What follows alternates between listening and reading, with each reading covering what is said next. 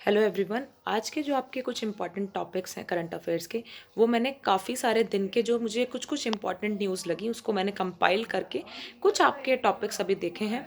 जो second part होगा इसका विल बी अपडेटेड सून। मैं उसको जल्दी से आपका अपडेट कर दूंगी। ठीक है, तो सबसे पहला आपका इंपॉर्टेंट करंट अफेयर्स का जो आज टॉपिक रहता है, ये पार्ट 1 है आपका करंट अफेयर्स का।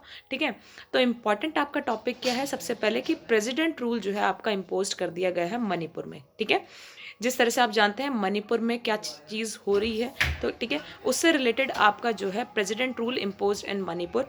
प्रेसिडेंट रूल को हम स्टेट इमरजेंसी भी बोलते हैं। क्वेश्चन पेपर में आपका जो आएगा वो ये आएगा। क्वेश्चन पेपर में आपका आर्टिकल से रिलेटेड आता है, which article is responsible for the state emergency और प्रेसिडेंट रूल। तो article 356 of the Indian constitution deals with आपका president rule and state emergency. ठीक है, अब क्वेश्चन आता है जो आपका वन लाइनर क्वेश्चन होते हैं उनके लिए जो आपका इंपॉर्टेंट क्वेश्चन बनता है कि इस टाइम जो है मणिपुर के जो आपके सीएम है, ठीक है, उनका नाम क्या है? जनरली आपको याद होना चाहिए।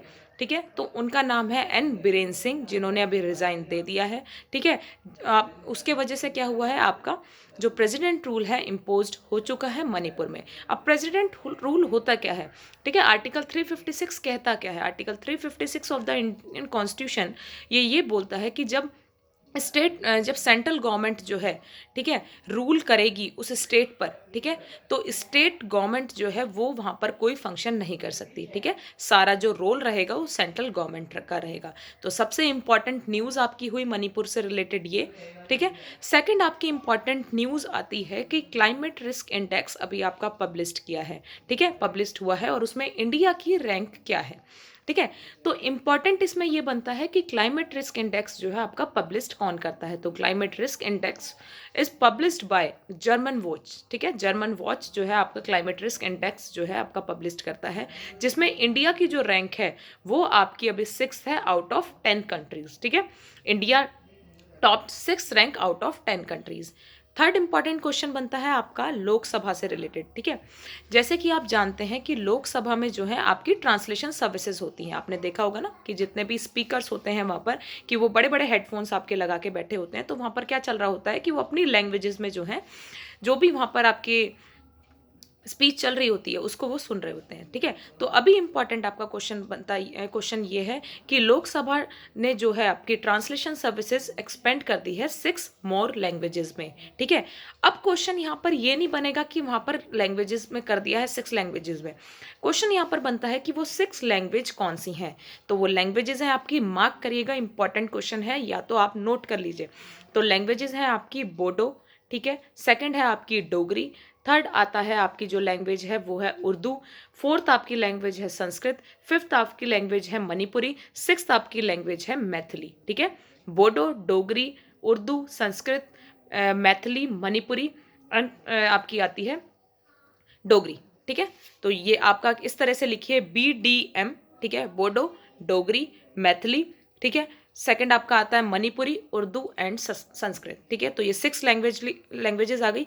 प्रीवियसली द ट्रांसलेशन सर्विसेज वर आपकी ट्रांसलेटेड इन 10 सर्विसेज। ठीक है, 10 लैंग्वेजेस में जो है आपकी प्रीवियसली ट्रांसलेशन सर्विसेज जो है अवेलेबल होती थी। ठीक है, अब आता है आपका इंपॉर्टेंट क्वेश्चन। हरियाणा ने एक स्कीम लॉन्च करी है स्टेट PSCs के लिए। इंपॉर्टेंट क्वेश्चन है, हरियाणा पब्लिक सर्विस कमीशन के लिए भी इंपॉर्टेंट क्वेश्चन बनता है कि हरियाणा ने अभी एक स्कीम लॉन्च करी है जो कि आपकी सॉइल की हेल्थ को बूस्ट करेगा या फिर प्रमोट करेगा। ठीक है, आप कह सकते हैं हर खेत स्वस्थ खेत।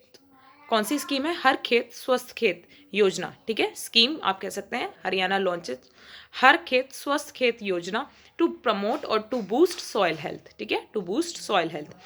एक इंपॉर्टेंट क्वेश्चन और बनता है आपका, वो क्वेश्चन है आपका दश अवतार। एक आपका क्या कहते हैं फेस्टिवल है। ठीक है, दश अवतार आपका एक फेस्टिवल है।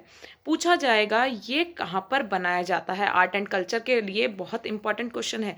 दश अवतार आपका festival is celebrated in which states? ठीक है, तो कौन कौन सी स्टेट्स हैं आपकी जिसमें ये बनाया जाता है? तो Maharashtra and north Goa. Question आप पूछ सकते हैं गोवा में लिखेंगे नॉर्थ गोवा। ठीक है, नॉर्थ गोवा एंड महाराष्ट्र में आपका जो है दश अवतार जो है आपका फेस्टिवल सेलिब्रेट किया जाता है। ठीक है, तो ये कुछ इंपॉर्टेंट क्वेश्चंस हैं आपके जो अभी मैंने पार्ट फर्स्ट में बता दिए हैं। Part second will be updated और you can see that upload soon. ठीक है, जो कि मैं अभी आपका अपलोड कर दूंगी। तो अभी तक के लिए थैंक यू सो मच।